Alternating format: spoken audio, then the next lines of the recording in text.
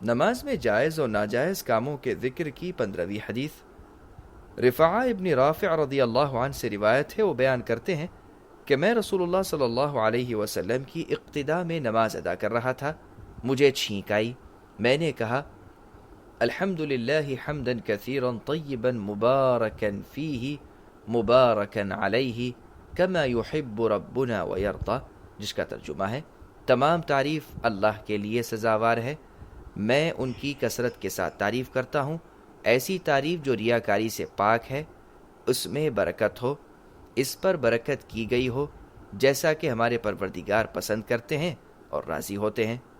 جب رسول اللہ صلی اللہ علیہ وسلم نے نماز کو مکمل کیا اور آپ قبلے کی طرف سے پھرے تو آپ نے دریافت کیا نماز میں کس نے کلام کیا تھا؟ کسی نے جواب نہ دیا۔ پھر آپ نے دوسری بار دریافت کیا، پھر بھی کسی نے جواب نہ دیا۔ پھر آپ نے تیسری بار دریافت کیا تو رفاعہ رضی اللہ عنہ نے عرض کیا اللہ کے رسول میں نے کلام کیا تھا۔ نبی صلی اللہ علیہ وسلم نے فرمایا اس ذات کی قسم جس کے ہاتھ میں میری جان ہے، کچھ 30 کے لگ بھگ فرشتے ایک دوسرے سے سبقت دے جا رہے تھے کہ ان میں سے کون ان کلمات کو اللہ کے دربار میں لے جاتا ہے۔ اس حدیث کو ترمذی، ابو داؤد اور نسائی نے روایت کیا ہے۔ نماز میں جائز اور ناجائز کاموں کے ذکر کی 16ویں حدیث۔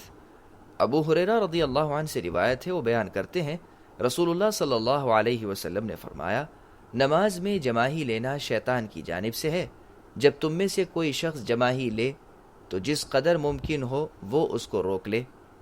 اس حدیث کو ترمذی نے روایت کیا اور اس کی دوسری روایت میں اور ابن ماجہ میں ہے کہ وہ اپنا ہاتھ اپنے منہ پر رکھے۔ نماز میں جائز اور ناجائز کاموں کے ذکر کی 17ویں حدیث۔ کعب بن عجرہ رضی اللہ عنہ سے روایت ہے، وہ بیان کرتے ہیں رسول اللہ صلی اللہ علیہ وسلم نے فرمایا جب تم میں سے کوئی شخص وضو کرے تو اچھی طرح وضو کرے، پھر مسجد جانے کے لیے گھر سے نکلے تو اپنی انگلیوں کو آپس میں داخل نہ کرے، اس لیے کہ وہ حکماً نماز میں ہے۔ اس حدیث کو احمد، ترمذی، ابو داؤد، نسائی اور دارمی نے روایت کیا ہے۔ وضاحت: بلا ضرورت انگلیوں کو ایک دوسرے میں داخل کرنا درست نہیں ہے، البتہ کسی مقصد کے لیے ایسا کرنا جائز ہے، جیسا کہ نبی صلی اللہ علیہ وسلم نے مثال دیتے ہوئے انگلیوں کو ایک دوسرے میں داخل کیا۔ واللہ اعلم۔ نماز میں جائز اور ناجائز کاموں کے ذکر کی 18ویں حدیث۔ ابو ذر رضی اللہ عنہ بیان کرتے ہیں کہ رسول اللہ صلی اللہ علیہ وسلم نے فرمایا اللہ تعالیٰ نمازی بندے کی طرف خاص طور پر متوجہ رہتے ہیں جب تک کہ وہ یعنی نمازی اپنی نماز میں ادھر ادھر نہیں دیکھتا، اور جب بندہ نماز میں ادھر ادھر دیکھنے لگتا ہے تو اللہ تعالیٰ اپنی توجہ اور رحمت کو ہٹا لیتے ہیں۔ اس حدیث کو احمد، ابو داؤد، نسائی اور دارمی نے روایت کیا ہے۔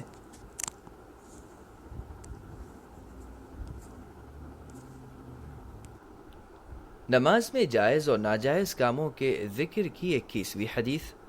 ابن عباس رضی اللہ عنہما سے روایت ہے، وہ فرماتے ہیں بلا شبہ رسول اللہ صلی اللہ علیہ وسلم کن اکھیوں سے نماز میں دائیں اور بائیں جانب دیکھتے اور اپنی گردن اپنی پیٹھ کے پیچھے نہ پھیرتے تھے۔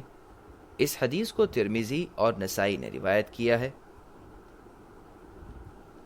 نماز میں جائز اور ناجائز کاموں کے ذکر کی 23ویں حدیث۔ مطرف ابن عبداللہ ابن شخیر رضی اللہ عنہ سے روایت ہے، وہ بیان کرتے ہیں کہ میں نبی صلی اللہ علیہ وسلم کے پاس آیا، آپ نماز ادا کر رہے تھے، آپ کے سینے میں سے ہنڈیا کے جوش مارنے کی آواز کے مانند آواز آ رہی تھی، یعنی رسول اللہ صلی اللہ علیہ وسلم اللہ کے عذاب کے خوف سے رو رہے تھے۔ اور ایک روایت میں ہے انہوں نے بیان کیا کہ میں نے نبی صلی اللہ علیہ وسلم کو دیکھا، آپ کے سینے سے رونے کی وجہ سے آواز آ رہی تھی جیسے چکی چلنے کی آواز آتی ہے۔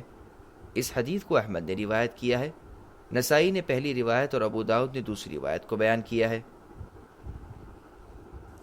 نماز میں جائز اور ناجائز کاموں کے ذکر کی 24ویں حدیث۔ ابو ذر رضی اللہ عنہ سے روایت ہے کہ رسول اللہ صلی اللہ علیہ وسلم نے فرمایا جب تم میں سے کوئی نماز پڑھنے کے لیے کھڑا ہو تو کنکریوں کو ہاتھ سے نہ چھوئے اور نہ ہٹائے، کیونکہ اللہ تعالیٰ کی رحمت اس کے سامنے ہوتی ہے۔